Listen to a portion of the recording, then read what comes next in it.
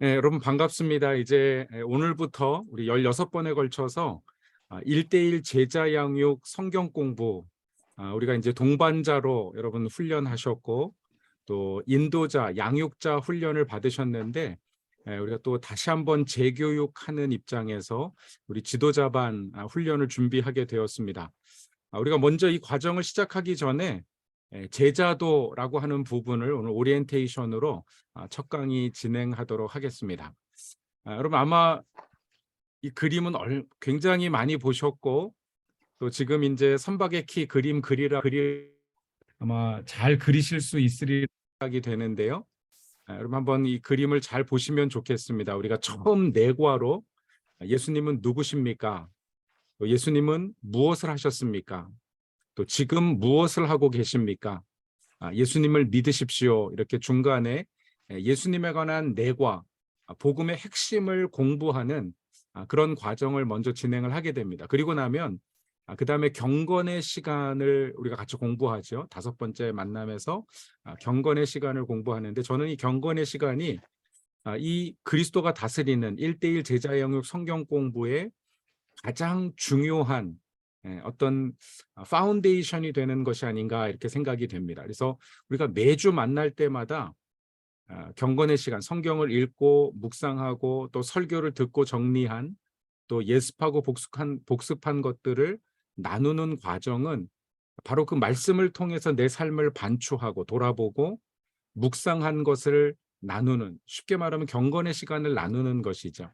우리가 그런 시간을 갖는 것이 사실 이 1대1 제자 양육 성경 공부의 어떤 아주 중요한 목표라고 볼 수 있습니다. 그래서 사실 여러분이 1대1 제자 양육과 연결되어 있는 아주 중요한 운동이 있어요. 한국에 보면 바로 큐티 운동이죠.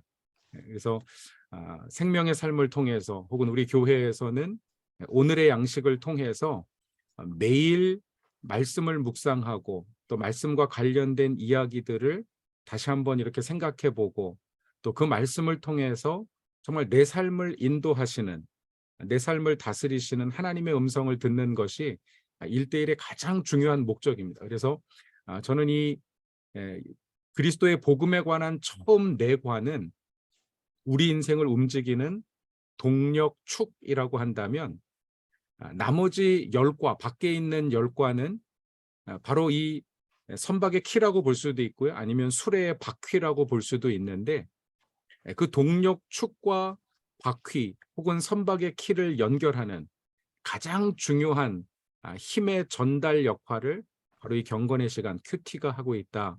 그래서 이 큐티를 굉장히 처음부터 끝까지 계속 강조해 주시면 좋겠습니다. 아마 여러분이 1대1 제자 양육 교재에 보시면 이 경건의 시간이 빠져 있을 거예요. 선박의 키에서. 그래서 이것은 제가 좀 강조해서 넣기 위해서 그림을 다시 그린 것인데, 이 경건의 시간을 꼭 집어넣어서 그림을 그려주시면 좋겠습니다. 제가 다음 시간부터는 이 그림을 손으로 직접 그리면서 시작을 할 거고요. 그 다음에 이제 조금 시간이 지나면 여러분들이 그리면서 할 수 있도록 이렇게 좀 과제를 내드리도록 하겠습니다. 그래서 우리가 경건의 시간 다음에 구원의 확신은 또 지적인, 감정적인, 의지적인 그런 확신을 우리가 어떻게 그 확신에서 정말 예수 그리스도를 정말 우리 마음에 모시고 쫓을 것인가, 또 하나님의 속성에 관해서 여러분 머릿속에 다 그려지실 거예요.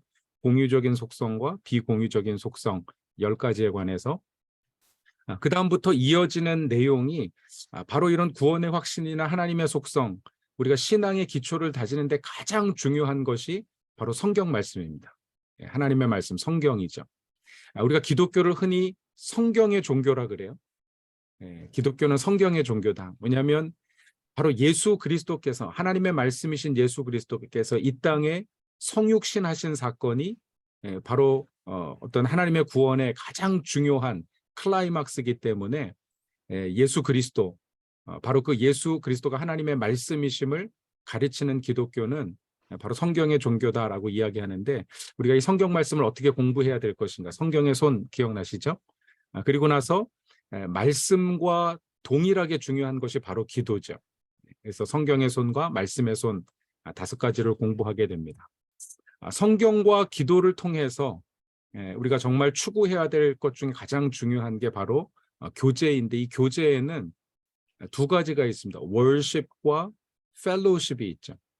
그 월십은 하나님을 향한 교제, 위로 향한 교제는 바로 예배이고, 성도들을 향한 교제는 친교, 우리가 펠로우십이다. 이렇게 해서 정말 성도, 교회 안에서의 성도의 교제가 무엇인지를 공부합니다. 이 교제가 교회 안에서의 어떤 펠로우십이라면, 교회 밖에 있는 사람들과의 펠로우십은 바로 전도가 되어야 되는 거예요. 그래서 우리가 전도를 그냥 어떤 우리가 해야 될 의무 사항, 우리에게 부담이 되는 어떤 것으로 생각하기보다 믿지 않는 사람들과 우리가 교제하는 것이 전도입니다. 그래서 교회 안의 사람들과는 펠로우십, 친교를 나누고, 교회 밖에 있는 분들과는 우리가 이반젤리즘, 전도를 통해서 교제하고 관계하고, 궁극적으로 그 펠로우십의 목적은 복음 전하는 것이다. 여러분, 우리가 반드시 복음을 전해야 되지만 문제는 복음을 전하기 위해서는 성령 충만해야 됩니다. 처음에 우리가 그 요한복음 1장 8절에도 보면 오직 성령이 임하시면 너희가 권능을 받고, 성령이 우리 안에 역사하시고 또 능력을 주시고 또 성령이 전도할 사람도 만나게 하세요. 빌립을 이디오피아 여왕 간다게의 재무장관, 재정 맡은 내시와 만나게 하신 것도 성령이시고요. 사도행전에 보면 복음 전도자들을 걸음걸음 인도하시는 분도 성령님이십니다. 그래서 우리가 어떻게 성령에 민감하게 따라서 전도하는 삶을 이런 부분들을 공부하게 됩니다. 그리고 이제 왼쪽에 보시면 시험이라는 과목이죠. 시험을 이기는 삶.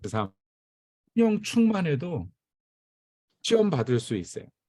처음에는 우리가 하나님께서 우리를 성하게 하시기 위해서 주시는 테스트가 있는가 하면, 혹은 우리가 잘못해서 받게 된 어떤 트라이얼, 시련들이 있는가, 사단이 우리를 무너뜨리기 위해서 공격하는 템프테이션, 이 3T가 이제 시험의 중요한 그 항목인데요.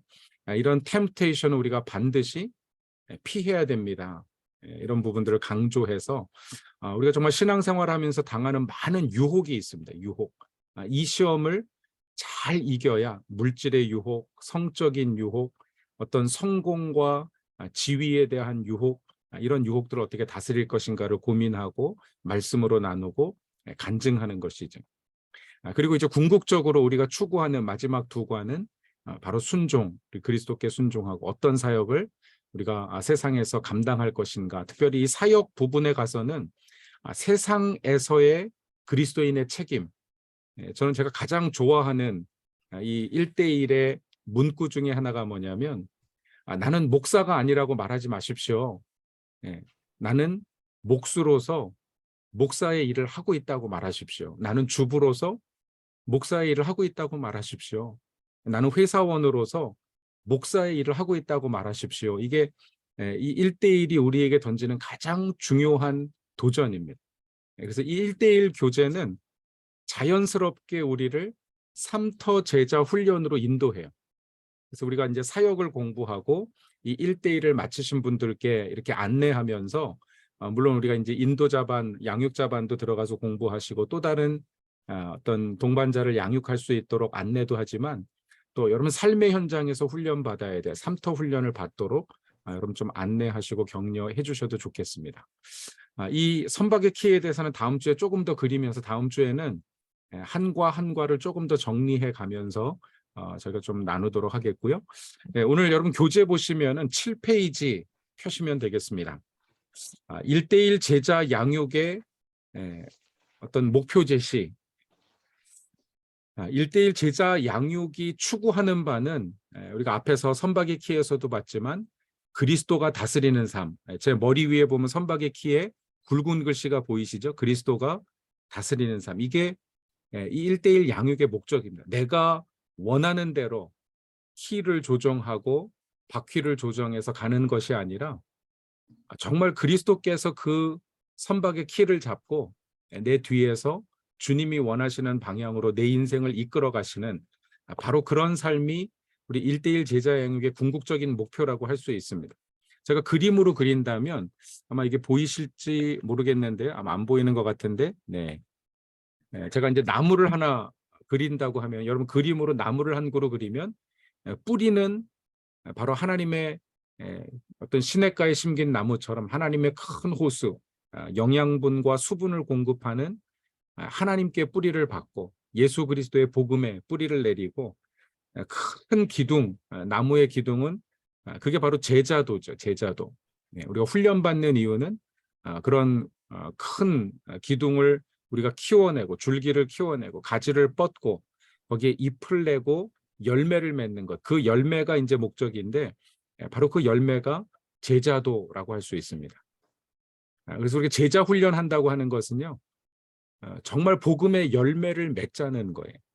단순히 어떤 지식을 늘리기 위한 것이 아니라 우리 삶에 복음의 열매를 맺는 것입니다. 여러분 나무가 열매를 맺는 것은 누구를 위함입니까? 자기 자신을 위함이 아니라 사실은 수많은 어떤 동물들, 물론 땅에 떨어져서 씨를 내리고 또 다른 나무를 맺는 것도 목적이지만 새들이나 짐승 먹고 그 짐승들이 새가 먹고 지나가다가 또 배설한 씨앗이 땅에 내려서 또 다른 나무를 맺듯이 여러분 열매의 목적은 생명입니다. 또 다른 생명을 살리고 또 다른 생명을 낳는 것. 그것이 제자 훈련의 목적이다. 이렇게 보시면 되겠습니다. 오늘 본문 그 조금 더 이렇게 지나가면서 나누면은요. 여러분 복음이 인류 역사는 물론 우리가 이제 복음이라고 했을 때는 지난 2000년의 역사를 의미하는 것이기도 하고요. 사실은 그 이전에 구약의 역사가 인류사에 끼친 영향력도 우리가 또 생각해 볼 수가 있습니다. 특별히 그 신학자 중에 아만다 포로필드라고 하는 이 책을 쓰신 분인데 Healing in the History of Christianity. 우리 기독교 역사에 있어서요. 치유라고 하는 그런 책을 쓰셨는데 이 책에서 아주 흥미로운 이야기를 하세요. 2세기의 로마 제국, 그 당시에 기독교는 핍박받는 종교였습니다. 많은 사람들 우리가 뭐 불에 태워서 죽기도 하고 사자에게 잡혀 먹기도 하고 그런 원형 경기장에서 희생되었던 수많은 그리스도인들이 있는데 그 당시에 로마에 엄청난 흑사병이 돌았습니다. 로마 제국 하에 각 도시에 그런 흑사병이 돌자 많은 사람들이 가족과 이웃들이 그 병에 걸리면은요. 그 마을에 병이 일단 들어오면 그 병에 걸린 사람들을 다 버리고 도망가기 시작해요. 살아야 되니까. 그렇게 수년을 피했다가 몇 년 만에 돌아왔는데 돌아와 보니까 죽은 줄 알았던 아들이, 아내가, 이웃들이 건강한 모습으로 살고 있는 것을 발견하게 되었습니다. 근데 그 원인을 로마 제국의 시민들이 발견하게 됐는데 뭐냐면 그동안 자신들이 핍박했던 수많은 그리스도인들이 지하에 숨어 있다가 그 핍박하는 사람들이 질병으로 인해서 도시를 떠난 그 공백 기간에 올라와서 병든 환자들을 치료하고 정말 자신들이 위기 어떤 죽음을 감수하고 죽을 각오로 환자들을 치유하고 마을의 보건을 개선하고 깨끗하게 소재하고 그런 고름과 모든 것들을 다 치료하면서 그런 어떤 병균들을 태워 죽이고 뭐 이런 과정을 통해서 수많은 로마 제국의 시민들을 살린 것입니다. 심지어 어떤 학자들은 뭐라고 얘기했냐면 콘스탄티노플이 313년에 밀라노 칙령을 통해서 로마 제국, 기독교를 로마 제국의 국교로 정하게 된 것은 바로 그 어머니가 바로 이 그리스도인들의 돌봄을 통해서 흑사병에서 살아났기 때문에 그 마음의 빛, 그 고마움, 기독교의 어떤 가치 이런 것들을 어려서부터 이렇게 마음에 담고 자라났다 이렇게 이야기할 정도로요. 이 기독교가 어떤 공중보건, 의술을 통해서 인류 역사에 끼친 영향력은 굉장하다고 이야기할 수 있습니다. 이 책을 보면 아주 재밌는 것이 이 의학 역사에 중요한 공헌을 했던 수많은 사람들이 기독교 신학자들, 수도원에서 그런 병들을 연구하고 기도하고 또 영적으로는 귀신들을 축기하고 이러던 수많은 기독교 사역에 의해서 일어났다 이런 부분들 우리가 좀 살펴볼 수 있고요. 그런가 하면 여러분 8페이지에 보시면 복음이 한국 사회에 끼친 영향도 뭐 우리가 결코 작다고 이야기할 수가 없죠. 여러분 자료에 보시면 1893년, 1884년도에 기독교 선교, 개신교 선교사가 처음으로 한국에 들어왔으니까 불과 이제 한 10년 남짓 지난 시점에 사뮤엘 모어라고 하는 선교사님이 뭐 한국 이름으로 모삼률이신데요. 서울의 이 곤당골이라고 하는 곳에 교회를 개척을 하게 됩니다. 이 곤당골 교회를 개척을 하고 나서 얼마 지나지 않아서 백정 박성춘이라고 하는 분의 아들이 장티푸스에 걸려요. 근데 그 당시에 이 장티푸스에 걸린 백정의 아들을 살리기 위해서 고종의 주치의라고 하는 선교사님에게 가서 여러분 왕의 주치의를 데려다가 백정을 치료한 거예요. 이것도 뭐 굉장한 스캔들이 될 수 있는, 그 당시에 아마 고종이 알았다면 굉장한 스캔들이 될 수 있는 그런 사건인데, 그렇게 그 박성춘의 아들을 살리고 나서 그들이 예수를 영접하고 교회 들어오게 됩니다. 근데 문제는 뭐냐면 곤단골 교회가 초기에는 선교사들이 주로 양반 계층들, 뭐 왕족들, 귀족들하고 이렇게 가까웠기 때문에 한 20여 명의 양반들이 중심이 된 교회였는데 갑자기 백정이 교회 들어오니까 교회에서 막 반발이 일어나는 거예요. 백정들과 예배 시간을 다르게 해달라, 아니면 자리를 구분하게 해달라. 사뮤엘 모어 선교사님이 그럴 수 없다, 그건 복음의 정신이 아니니까 허락하지 않았습니다. 그러자 이 양반들이 1896년도 뭐 교회 개척한 지 3년 만에 한 20여 명 성도 대부분이 나가가지고 바로 옆에 있는 홍문동이라는 곳에다가 교회를 다시 개척해. 그래서 곤단골 교회는 몇 사람 남지 않고 점점 백정들, 이 박성춘이 전도한 또 다른 백정들이 모이면서 이런 어떤 평민들 중심의 교회로 성장해 가기 시작합니다. 근데 한 2년이 지나지 않아 가지고요, 이 홍문동 교회는 사람을 신분으로 차별한다 이런 소문이 돌면서 아무도 설교하러 가지 않는 거, 선교사들도 설교하러 가지 않고 자기네들 양반끼리만 한 20명 모여가지고 자체적으로 예배를 보는 그런 교회가 됐습니다. 굉장히 한국 기독교의 어떤 그 따돌림을 받게 된 것이죠. 그런가 하면 본당골 교회는 계속 성장하기 시작하는데 주로 이제 백정이 중심이 된 그런 그 사회적으로 하층 계층의 사람들이 모이기 시작했는데, 한 2년이 지나고 나서 곤단골 교회가 큰 화재를 겪게 돼. 소식을 들은 홍문동 교회가 뭐 귀족들이고 부자들이니까 참 이렇게 회개하는 마음으로 헌금을 해서 그 교회를 다시 건축하도록 지원해주고, 그것이 계기가 되어서 이 두 교회가 다시 연합하게 됩니다. 그래서 곤단골 교회와 홍문동 교회가 합쳐서 중앙교회로 연합을 하게 되고, 그게 이제 오늘날의 승동교회가 되었는데, 그럼 놀라운 것은요, 이 승동교회에서 장로를 뽑는데 첫 번째 장로가 1911년도에 장로 선출을 하는데 첫 번째 장로가 바로 이 박성춘, 백정 출신의 천민이 장로가 되고요. 그 이듬해 또 3년 뒤에 장로를 뽑는데 바로 선조의 3대 손인 왕족이죠. 이재형이라고 하는 분이 장로가 되면서 백정과 조선 왕조가 왕조의 그 후손이 함께 장로를 하는 그런 교회가 되면서 이 이재형을 중심으로 나중에 이 조선 조정에다가 신분 철폐 상소를 꾸준하게 올리면서 결국 한국 사회 신분 철폐에 가장 중요한 기여를 그 중앙교회, 오늘날의 승동교회가 주도해서 진행했던 것을 볼 수 있습니다. 뭐 이런 신분 철폐뿐만 아니라 그럼 한국 교회 어떤 남녀 어떤 평등이나 차별의 문제를 해결하고 남녀 평등, 우리가 함께 한 자리에서 예배하는 것도 엄청난 가 있고요.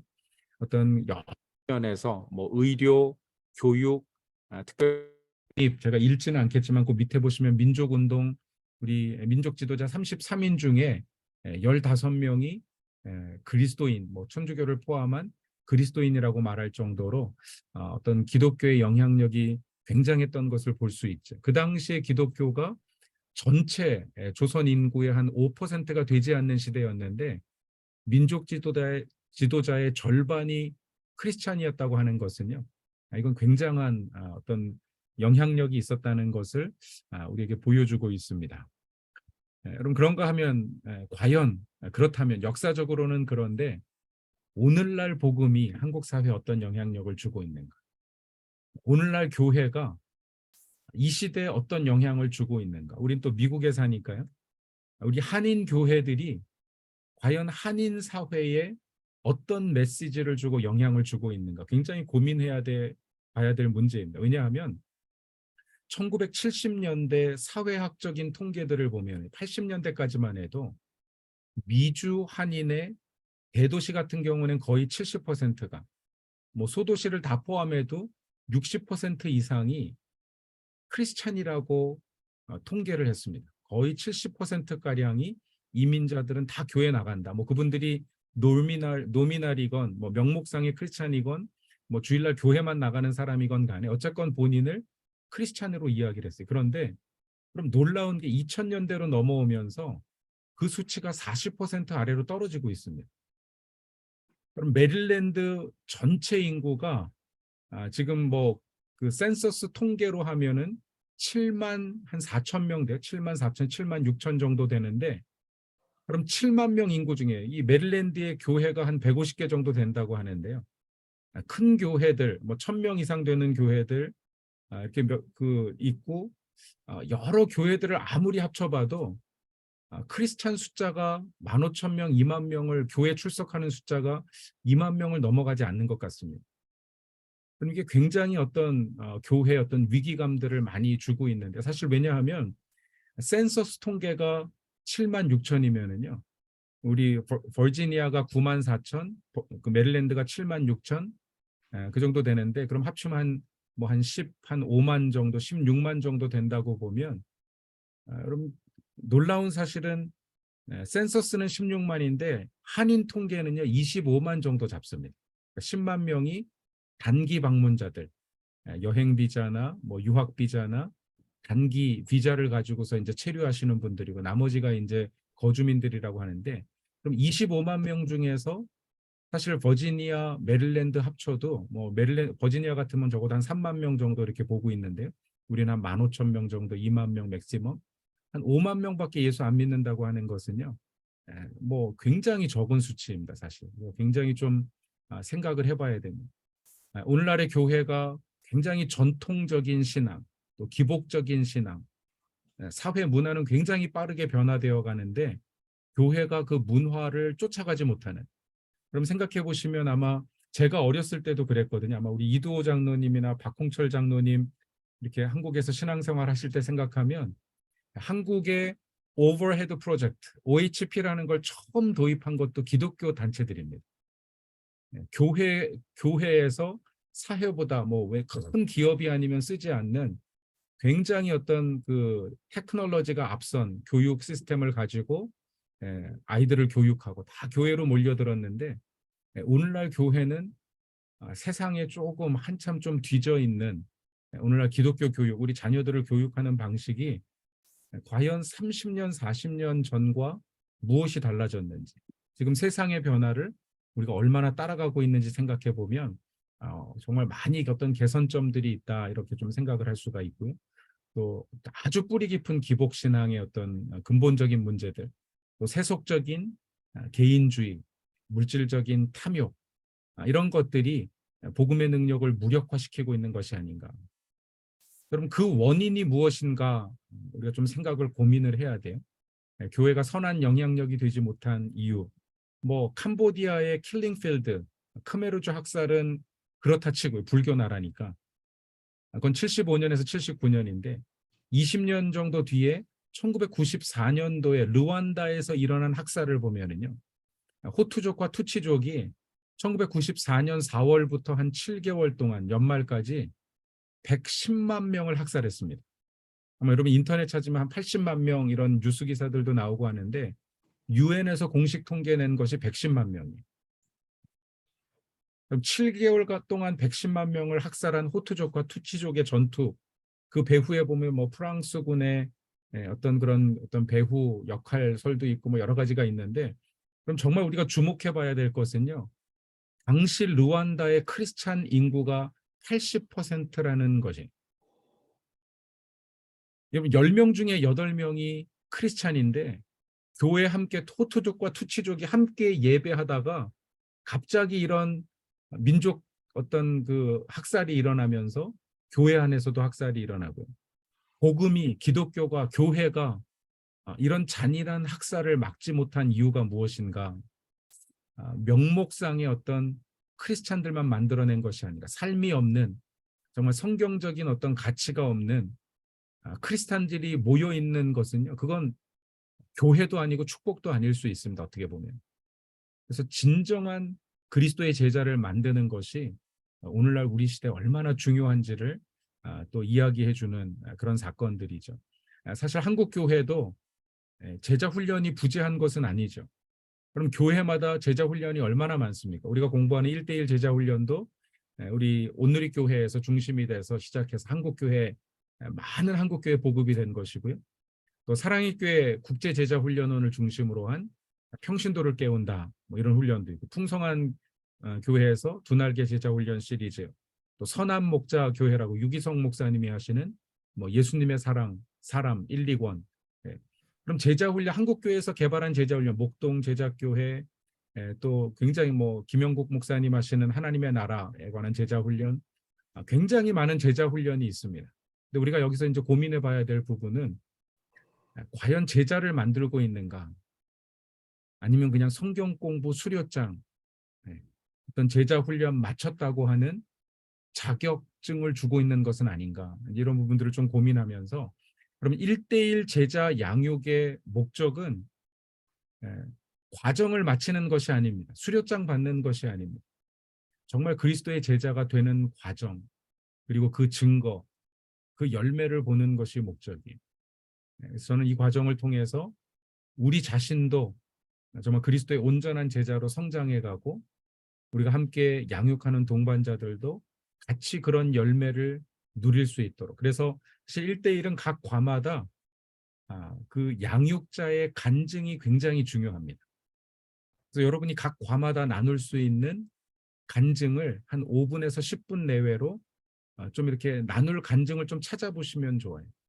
그래서 아마 그것은 여러분이 이제 양육을 한 번, 두 번 할 때는 이제 그 찾기가 힘든데 조금 시간이 지나고 대화를 나누고 하다 보면 5번, 6번, 보통 한 5번 기준으로 해서 양육을 그 정도 하다 보면 자기 간증이 많이 늘어나요.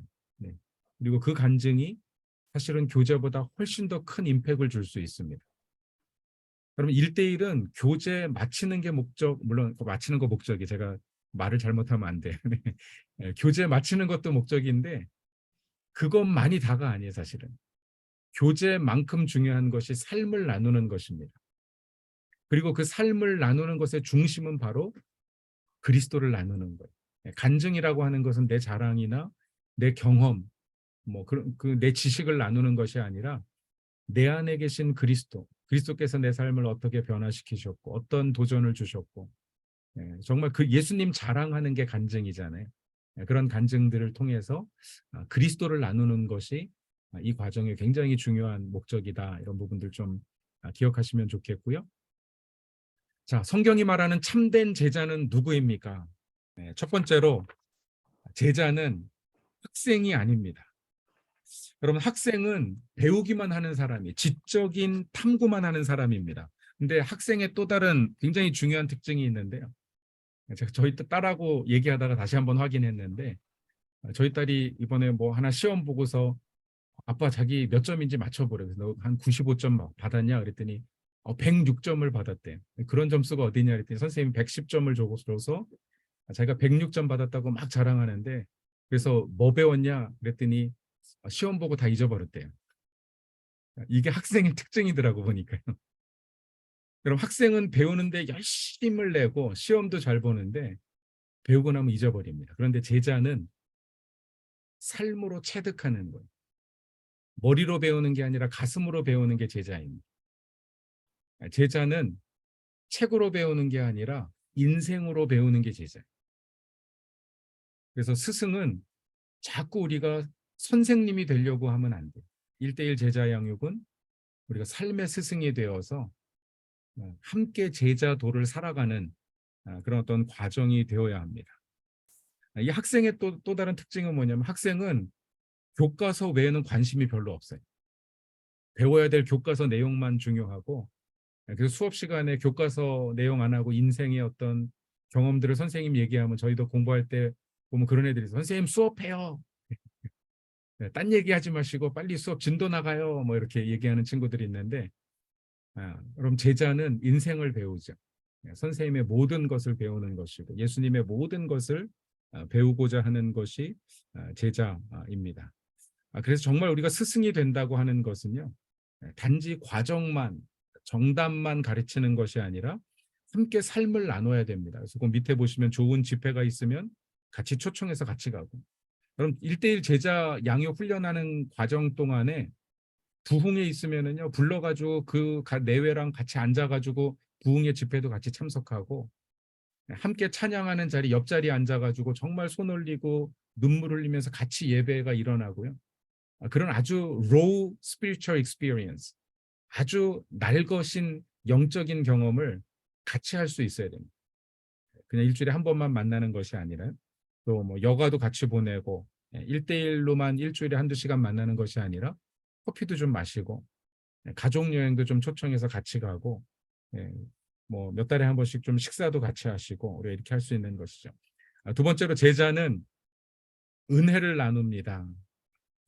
은혜라고 하는 것은 그 교재 11페이지에도 보시면은요, 나의 부족함에 하나님께서 채워주신 것. 그러니까 은혜를 나눈다는 말은 두 가지를 나누는 거죠. 하나는 나의 부족함을 나누는 것이고요. 내가 얼마나 연약한 사람인지를 나누는 것이고, 그래서 정말 좋은 간증은 바로 나의 부족함과 연약함을 먼저 까는 거예요. 그 위에 부어주신 하나님의 은혜가 무엇인지, 내가 어떻게 회복되었는지, 정말 주님이 주신 은혜를 나누는 것이죠. 은혜를 나누는 것입니다. 제자는 C번에 보시면은 제자는 대가를 치루어야 합니다. 그럼 예수님의 제자들은 즉시로 예수님이 부르는 순간 모든 것을 버리고 주님을 따랐습니다. 그래서 예수님을 따르기 위해서 우리가 포기한 것만큼 우리는 제자의 삶을 보여줄 수 있습니다. 그럼 정말 제자들을 우리가 얘기하면서 내가 이번 주에 주님을 위해서 뭘 포기했지? 뭐 뉴스 보는 1시간을 포기하고 경건의 시간, 말씀 묵상에 집중했다면 그게 it tells something. 우리 동반자에게 무언가를 얘기해 줄 수 있는 거죠. 그래서 그런 얘기 있잖아요. 포기한 만큼 사랑하는 것이다. 버린 만큼 사랑하는 것이다. 그래서 주님을 위해서 무엇을 포기했는가, 이런 대가를 치르는 모습을 보여주는 것이고, 제자는 목숨을 바칩니다. 스승과 함께 정말 스승이 추구하는 가치, 하나님 나라의 가치를 위해서 우리의 모든 것을 바칠 수 있는 그것이 우리 어떤 고리죠. 내가 지금 당장 정말 주님이 내 생명 바치라 그러면 내가 바칠 수 있을까? 아마 이런 질문이 조금 더 현실적인 질문이 될지 모르겠어요. 지금 당장 주님이 선교지로 가라고 하시면 내가 선교사로 갈 수 있을까? 모든 걸 다 버리고? 그 질문을 끊임없이, 저도 제가 목사로서 끊임없이 질문하는, 정말 주님이 원하시면 내가 선교지 갈 수 있을까? 가야지. 그 준비해야지. 그래야지 집착하지 않을 수 있고요.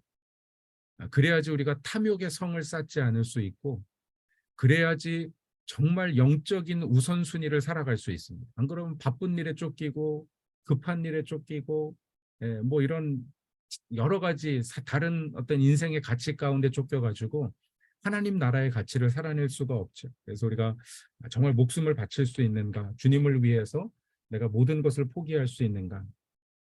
제자는 복음을 전하는, 그다음에 보시면은요, 제자는 복음을 전하는 삶을 삽니다. 그래서 그럼 누가복음 6장 45절에 보면 우리 마음에 있는 것이 입으로 나온다, 그런 이야기를 하거든요.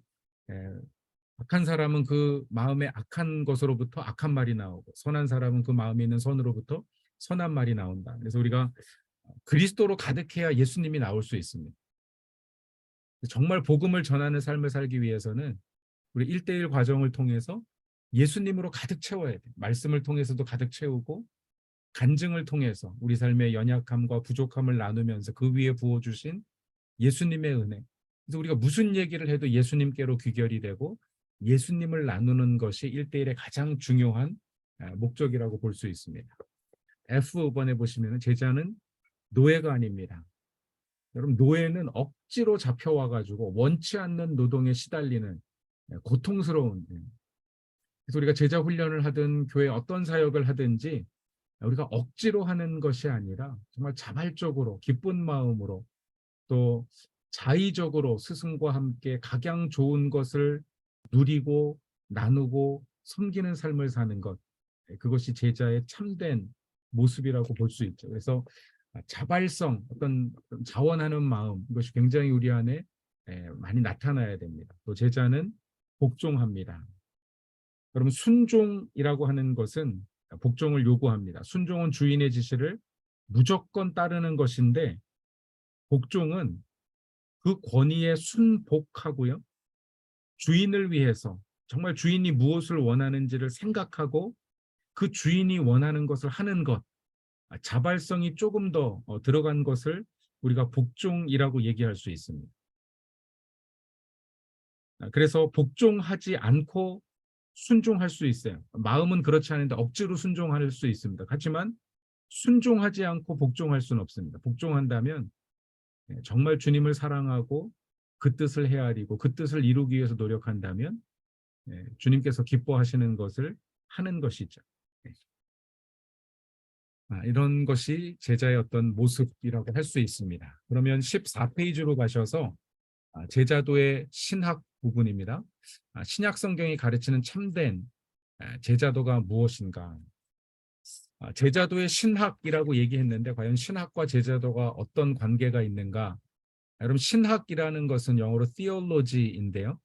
이게 이제 헬라어의 theos라고 하는 단어와 theos, 하나님이라고 하는 단어와 로고스, 말씀에서 나온 로기아, 학문이라고 하는 단어, 이 두 단어가 합쳐져서 테올로기아, 테오슬로기아, 테올로지라는 단어가 된 것이어서 하나님에 관한 학문이다, 이렇게 이야기를 하는데, 우리가 제자도의 신학을 이렇게 정의할 수 있습니다.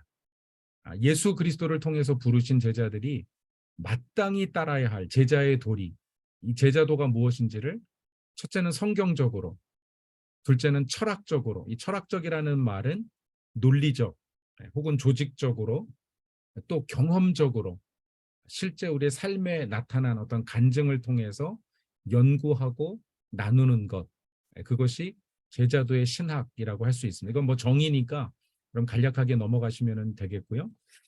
중요한 것, 제자도 신학이 뭐냐? 제가 이제 한 5가지 정도를 나누도록 할 텐데요. 첫 번째로 이제 넘버로는 2번입니다.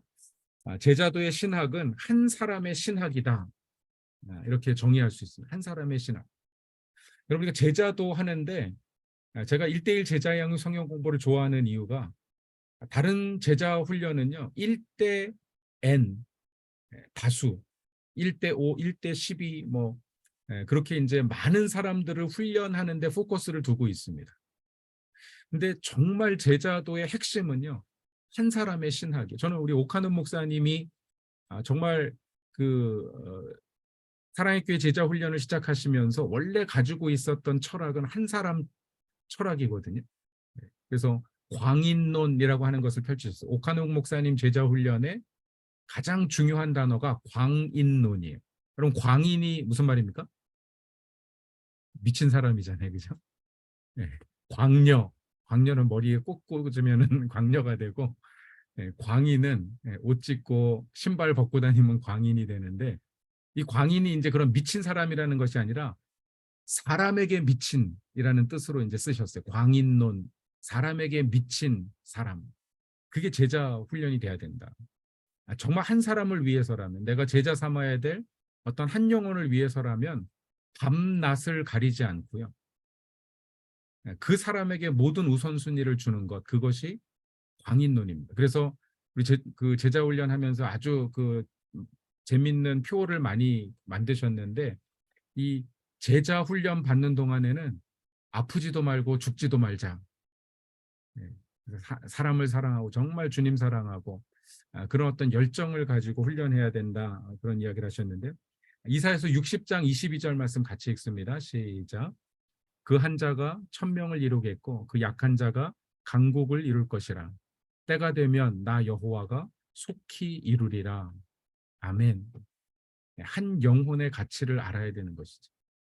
그럼 영국의 한 그 지방 교회, 저 스코틀랜드 북쪽 지방에 젊은 목사님 한 분이 부임했습니다. 근데 그 교회에 부임해 보니까 전부 다 노인들밖에 없는, 한 8명 정도 노인들이 있고, 예, 열심히 마을 방문하면서 어르신들 만나고 주민들 만나면서, 뭐 작은 마을이었으니까 주일날 교회 초청했는데 한 두세 명이 더 교회에 나왔습니다. 근데 또 보니까 노인들밖에 안 나왔어요. 이분이 한 15명, 이렇게 20명 되지 않는 성도들을 모아가지고 수년을 목회하다가 마음의 회의가 찾아와가지고 대도시의 큰 교회로 옮기려고 준비를 하고 있었습니다. 근데 그때 그 교회 한 6살, 7살 된 한 소년이 찾아왔어요. 그리고 하나님께 기도하는데 하나님 그 아이를 바라보게 하셔. 그 아이가 어느 날 와가지고 목사님께 성경 공부하자 그러고, 하나님이 기도 응답 확신을 받고, 내가 정말 한 영혼이 귀한데 이 아이의 미래, 우리 성도들의 미래를 위해서 내 남은 목숨을 바치겠다 헌신하고 평생 20명 성도들을 목회하고 은퇴하셨습니다. 근데 그 목사님 아래서 자란 그 6살 났던 소년이 나중에 성장해가지고 토드 스터드라고 하는 아프리카 대륙에 정말 엄청난 선교 사역을 감당하고, 뭐 아시아에 그 허드슨 테일러가 있다면 아프리카에는 이 토드 스터드가 있을 정도로 아주 굉장한 선교사님으로 헌신해서 수천 명, 수만 명에게 복음을 전하고 여러 나라의 신학교를 세우고, 이 그 스터드 목사님으로 해서 많은 선교사들이 또 영국에서 헌신해가지고 아프리카를 섬기는 그런 역사를 낳았죠. 여러분, 그런 이야기는 우리가 얼마든지 찾아볼 수 있습니다. 그럼 우리에게 맡겨주신 한 영혼에게 집중하면 하나님 그런 일 하세요. 저는 주부들이 가진 어떤 선교적인 사명도 엄청나다고 생각합니다. 어머니가 한 아이를 위해서 한 평생을 헌신하고 말씀으로 믿음으로 그 아이의 삶을 성경적인 가치관으로 세워줄 수 있다면 그 아이가 하나님 앞에 어떻게 쓰임 받을까? 그리고 그 어머니의 수고, 한 주부의 수고와 섬김을 하나님께서 어떻게 천국에서 보상하실까? 우리가 생각해 보면 그럼 정말 한 영혼의 가치를 갖는 것이 어떤 제자도 신학의 굉장히 중요한 가치라고 볼 수 있습니다. 여러분, 두 번째로는요. 3번이 없어졌나요?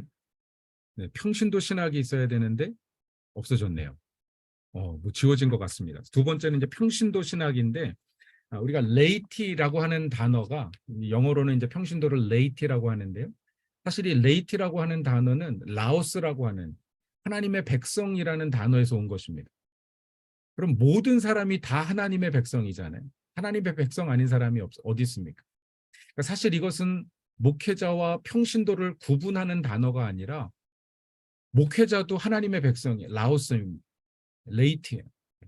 모든 사람을 가리키는 단어를 의미합니다. 그래서 우리 그 오카논 목사님의 제자 훈련 핵심이 뭐냐면 평신도를 깨운다.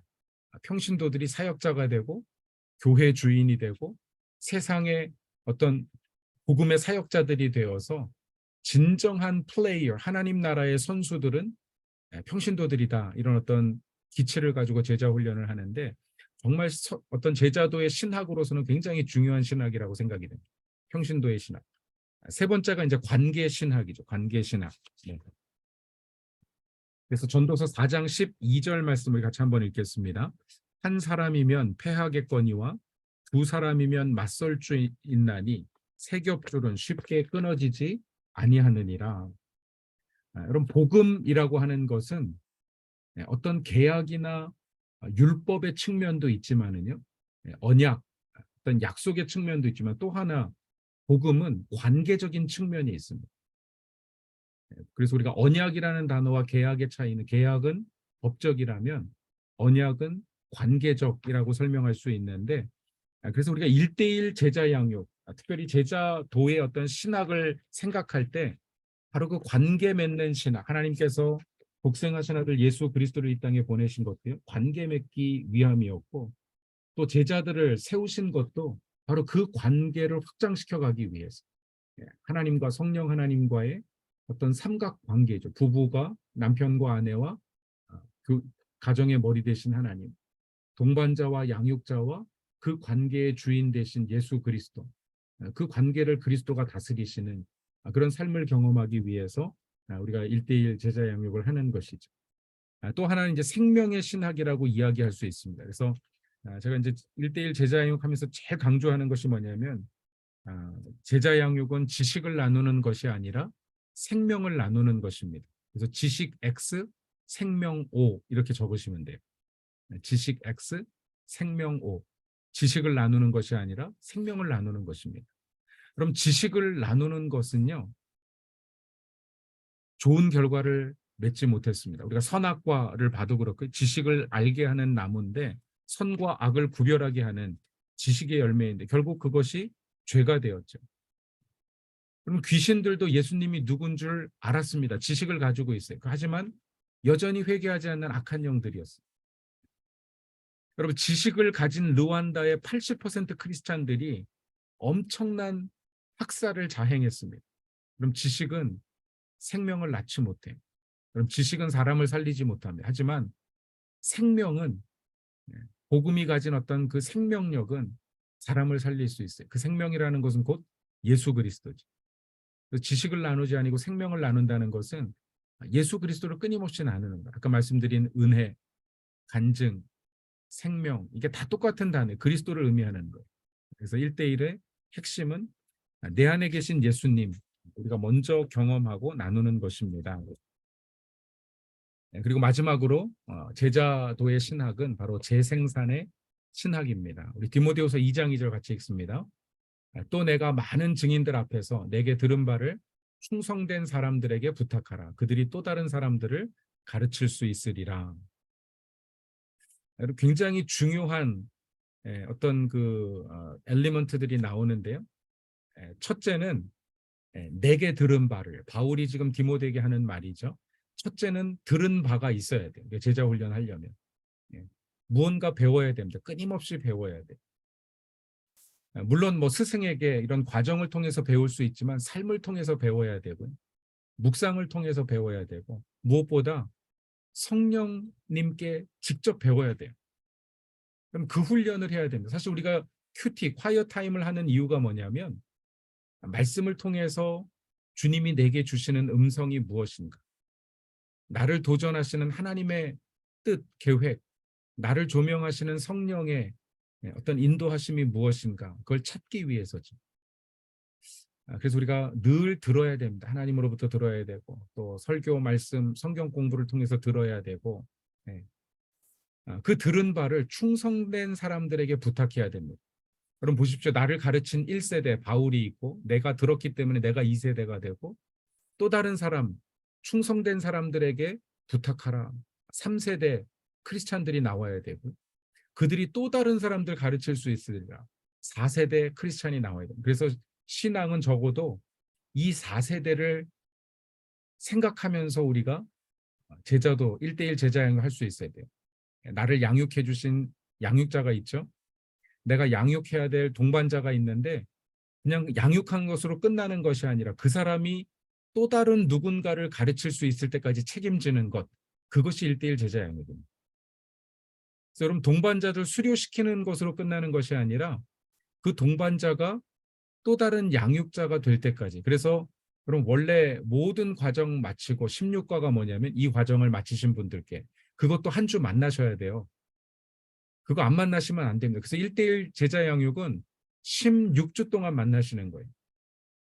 그럼 기억하시되 16주입니다. 4과 예수 그리스도의 복음, 그 다음에 5번째 큐티, 콰이어 타임, 경건의 시간, 구원의 확신과 하나님의 속성, 이 2가지 가장 기본적인 어떤 신앙의 기초, 그 다음에 다른 8가지 과정하죠. 그래서 7개와 8개 하면 15과인데 마지막 16과가 제일 중요한 건데 뭐냐면 이 과정을 마친 분들에게 다시 훈련 받으시고 양육자가 되십시오. 누군가에게 이 생명을 나누십시오. 이런 도전이 반드시 있어야 됩니다. 그것이 제자 양육의 신학이다. 이렇게 말씀드릴 수 있겠고요. 그래서 1:1 제자 양육은 예수님의 말씀을 실천하는 최상의 방법입니다. 그럼 이제 그런 비유 나중에 사실 데이빗 왓슨의 제자도를 여러분이 쭉 읽어 가셔야 되는데 이 지도자 반과 숙제가 같이 갑니다. 그래서 여러분 교재에 보시면은 책을 읽고 답다는 그런 것들이 많이 있는데 그 책에 보면 그런 얘기가 나와요. 여러분 하루에 10,000명씩 전도해서 예수 믿었다고 생각을 해보세요. 10,000명씩. 그럼 한 달이면 몇 명입니까? 10,000명이면은 31만 명 아니에요. 31만 명. 네. 그런데 하루에 한 명이 한 사람이 한 사람에게 첫날 한 사람이 두 사람이 되고 둘째 날 두 사람이 네 사람이 되고 셋째 날 네 사람이 여덟 사람이 되고 매일 한 사람씩에게 복음을 전했다고 하면 그럼 31일 뒤에 어떤 변화가 일어날까요? 31만하고는 비교가 되지 않는 변화가 일어납니다. 누가 빨리 계산해 보실 분 있으세요? 열흘째가 되면은 1048이 되고요. 21일째가 되면 100만을 넘어가게 됩니다. 104만 8,567, 68. 그리고 30일째가 되면은 이건 뭐 숫자로 우리가 계산할 수 없을 정도로 엄청난 숫자가 돼요. 그래서 1대1이 가장 빠른 복음 전도의 전략이다. 여러분 이 사실을 기억하시고요. 그러니까 우리 베델교회 교인들 뭐 1,800, 1,900명 생각한다고 하면 아이들까지 포함해 가지고요. 그렇게 오래 걸리지 않아요. 11번 정도만 1대1을 하면 물론 이제 전제가 모든 사람이 다 양육자가 된다는 전제가 있긴 하지만 뭐 5년, 10년 안에 전부 다 1대1을 할 수가 있는데 우리가 기도하면서 양육자를 찾고 정말 예수 그리스도의 복음을 실천하는 그런 과정이 되었으면 좋겠습니다. 자, 여기까지 오리엔테이션 마치고 1과로 넘어가도록 하겠습니다. 제가 잠시 녹음을